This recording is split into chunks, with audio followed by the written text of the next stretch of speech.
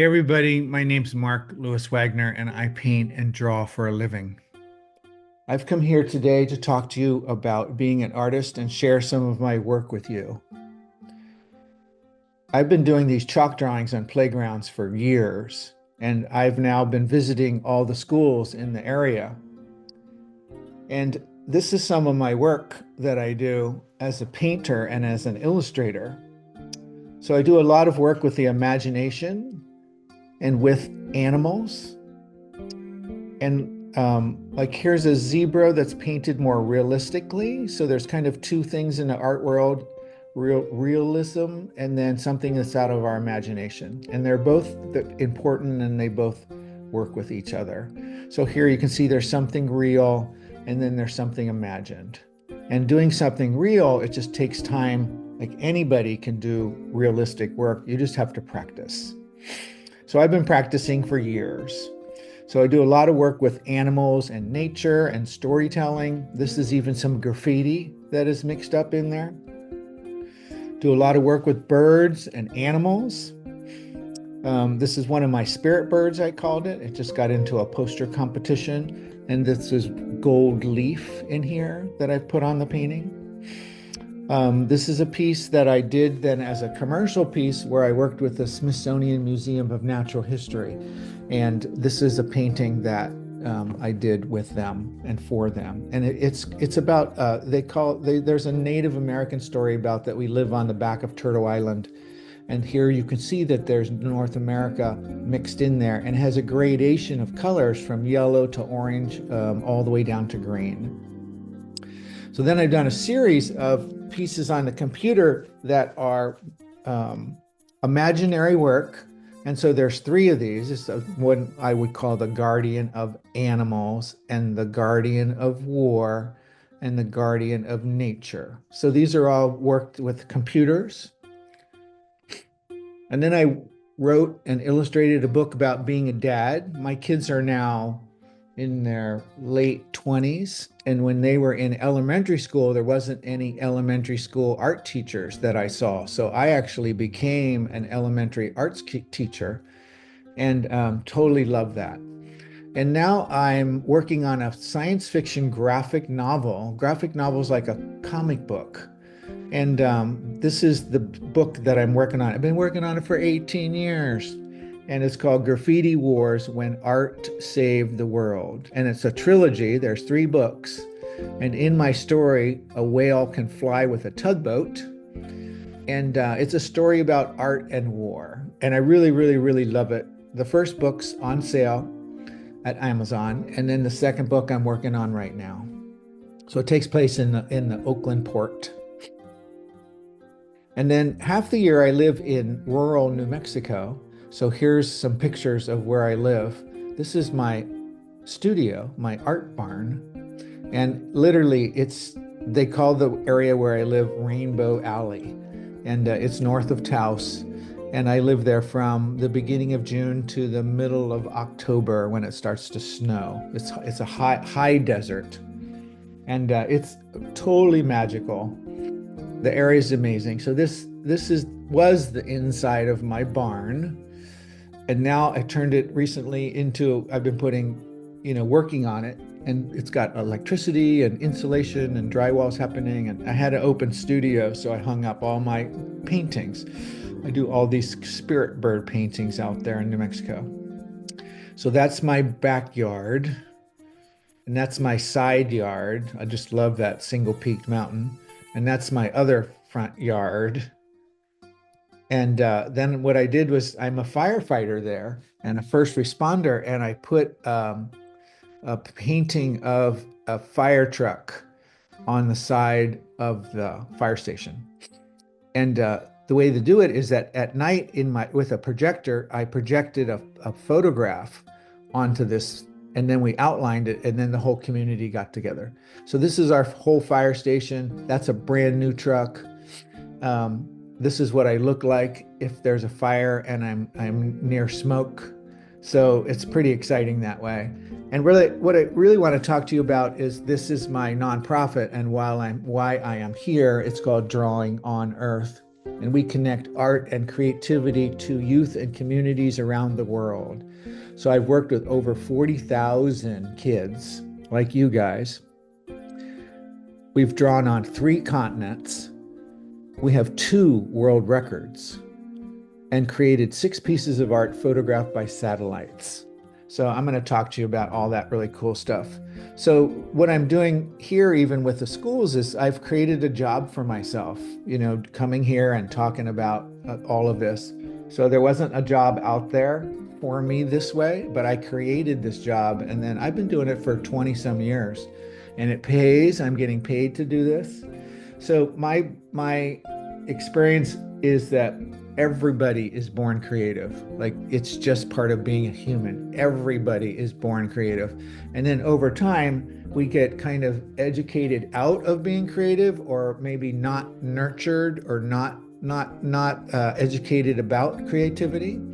And so then it kind of fizzles away for some people. And then other people are still doing it and still being creative. I'm a college art teacher. I teach painting and drawing at Chabot College in Hayward. So these are the chalks then that we've been using. They're called soft pastels. They're probably different than the chalks that you're using, have a lot more color to them. And one time for a project, my studio mate, who's a sculptor, he made this head out of clay. And then I laid all the chalk down around it, and I'm like, oh, this looks like a little halo or something. And so then what I did is I made it a larger piece for a festival, and I just used each one of those colors, and I made it so that it looks like it's got the shadow. See, there's a drop shadow to it. So it looks like it's dimensional. So that's how you make some things look dimensional. So this was how I started chalk drawing. This is in 1994. My friend Phil Roberts, I went to art school with him. He is a master artist. And we were down in Santa Barbara for the chalk drawing festival that happens on Memorial Day. It's the oldest one in the year. It's the oldest one in the country. And so we were the featured artists. We worked on this piece, which is a copy of Michelangelo from the Sistine Chapel in Italy. It's the back wall. And he hand drew all of this, which is crazy. And he taught me, and yeah, that was a great experience. And we got paid. This is a job. This is a job that we did. This then is the world's largest copy of an old master, and this is also a Michelangelo piece. This would have been the ceiling of the Sistine Chapel. And 18 of us worked on it for 6 days. We all got paid. Couple artists' job was to just do the architecture. This is my space right here that I did, and this artist hasn't even started yet. You can see they were running late. We actually all came over here and helped out on that piece. There's big chalk drawing festivals, street painting festivals that happen all over the world.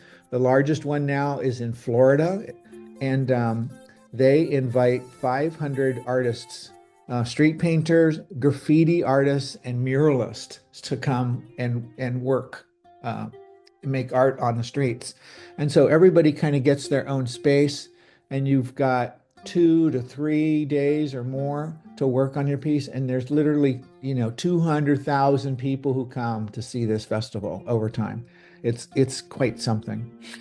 This was one of my pieces. I use a grid to make something larger. So I have a drawing, and I put squares on my drawing, and then I come down to the street and I make those squares a lot bigger. And then I'm just looking at each square at a time. And that's how I draw my original sketch. And then I can come back in and I can fill in colors and things like that.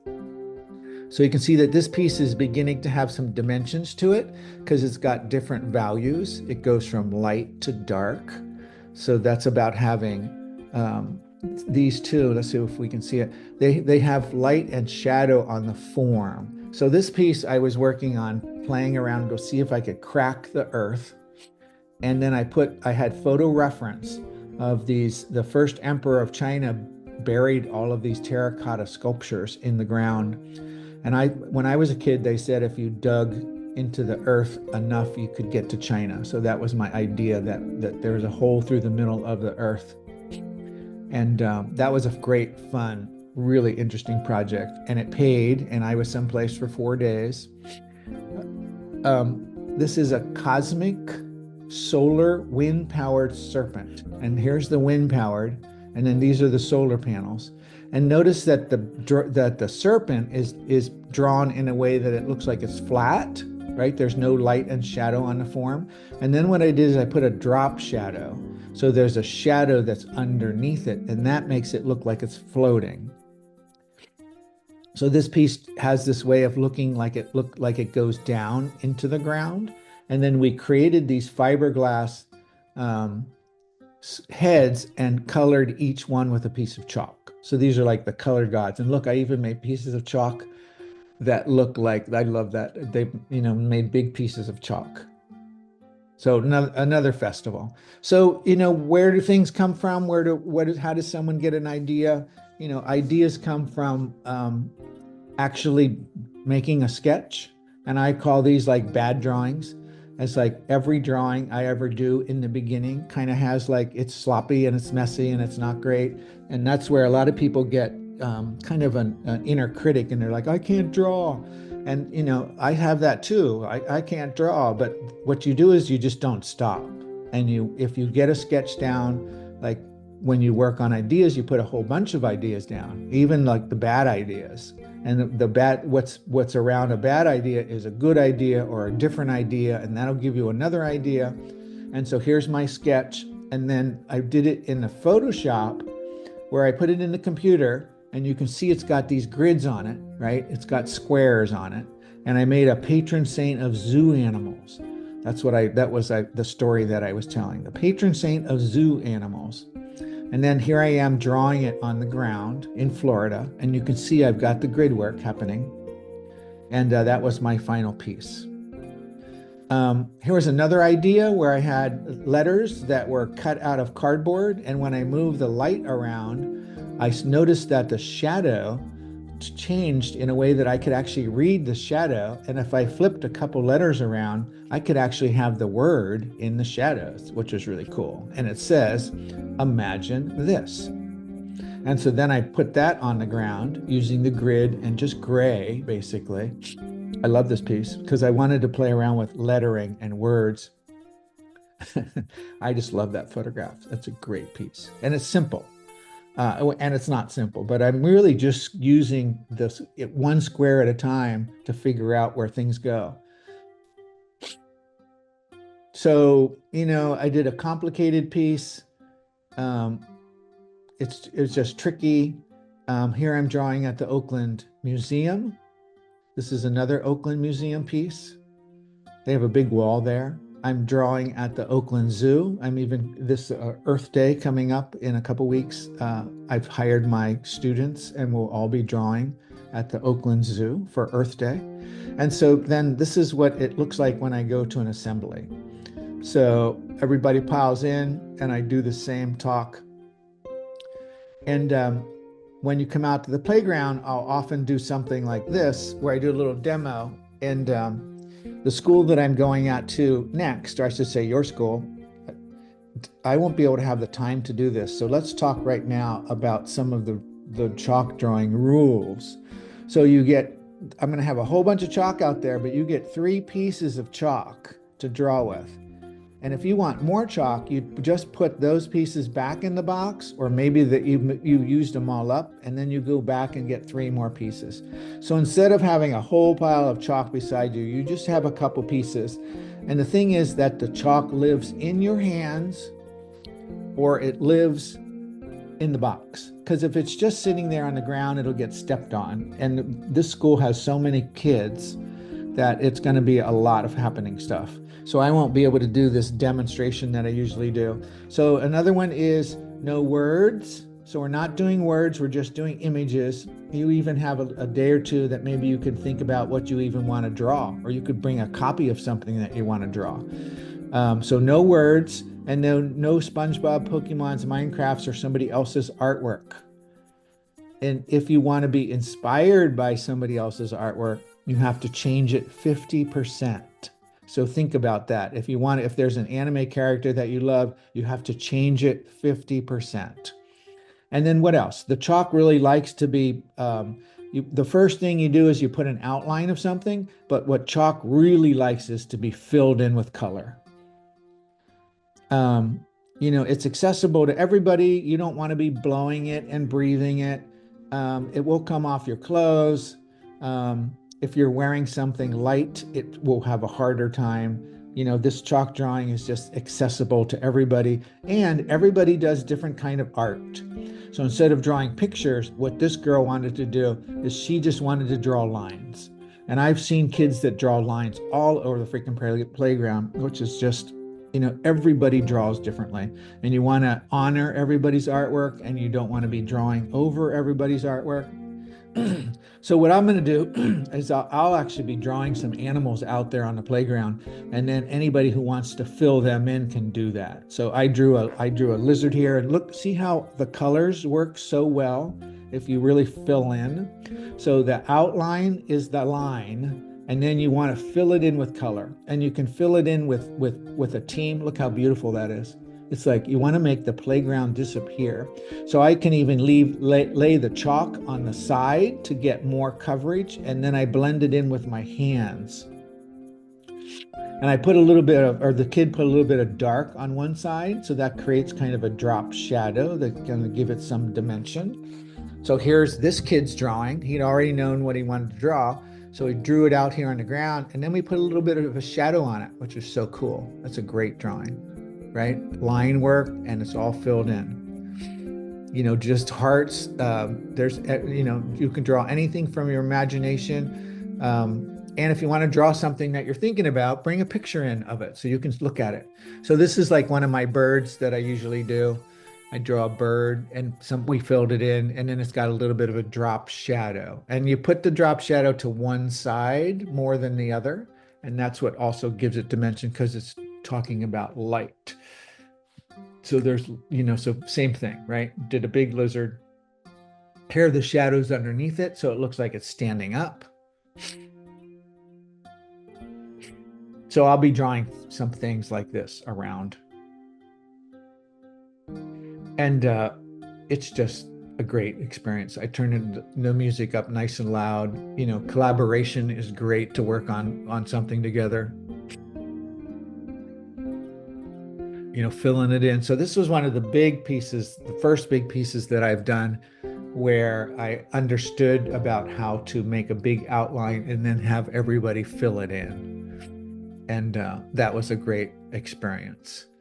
And that's one of my favorite pieces too. It's a big shark.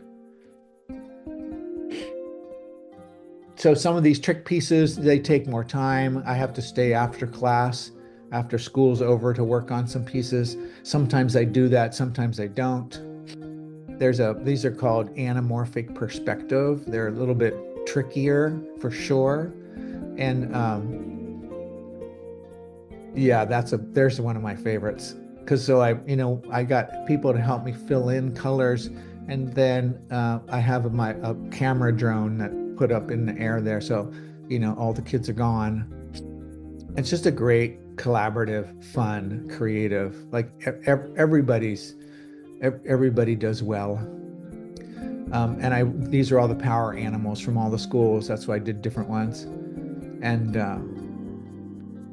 and I do that every once in a while at the end of things. So here's one of these birds that I did. And then if you walk around the bird, it looks like it's all long and skinny. So that's part of the anamorphic perspective. It's about looking at the drawing from one place.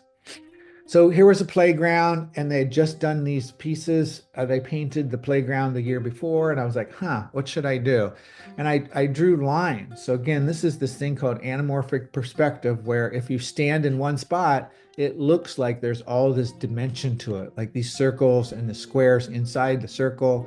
And then in Photoshop, in the computer, I touched it up and I put shadows, right? So I added the shadows here. The shadow has a gradation around of something that's smooth and its hard side. So then this was the first school. This is about setting our first world record. So it's harder to see, but right here in 2003, Google Earth had launched, which is that program online with satellites, and I zoomed into my kids' playground just for the heck of it. And I saw a drawing that we had done a while ago, and I thought, that's so cool. Elementary school kids' artwork seen from outer space. And that and a couple other things gave me an idea. And the idea sat inside of me for 5 years. And there was a point where it's like, I have to do this. Like, I have to do this. And I was scared and nervous, and I never did anything like this. So this is Alameda. This is an island off the coast of Oakland. And this area here is where I took my kids, and I taught them how to drive out here. So this is a decommissioned Navy air base.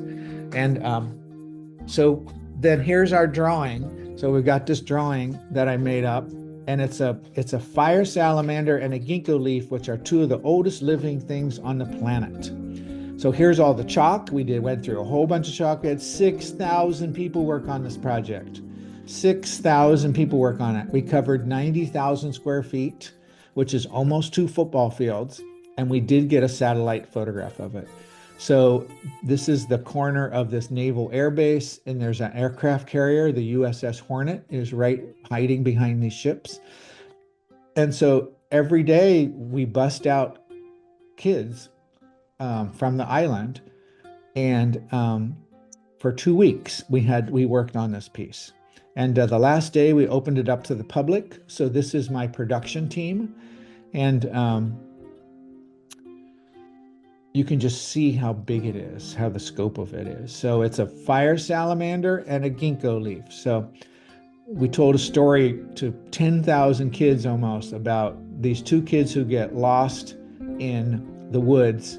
And all the animals from the elementary schools come and help the kids how to get home. And at the end, they remember how to get home because they're connected to nature. So the fire salamander is basically a living dinosaur, and a ginkgo leaf is 270 million years old. And there's someone standing right there, and they're holding a string that comes all the way up to the kite that's in the sky, and the kite has a camera on it, and the kite took this picture. That's crazy. That was a good project. And this also has this drop shadow to it. So it gives us some dimension so that you can actually see it. And you can see it from, this is a commercial airplane. And this is our satellite photograph from 223 miles up in space. And that's what it looks like when it's over, or this is what it looks like it's over when it disappears. So it's in the Guinness World Record. It's 2010, page 195. And then I had another idea that haunted me for years. And this is an abandoned tennis court. And I thought about doing a big chalk drawing there. So in 2021, COVID was still happening, so I couldn't work with anybody else.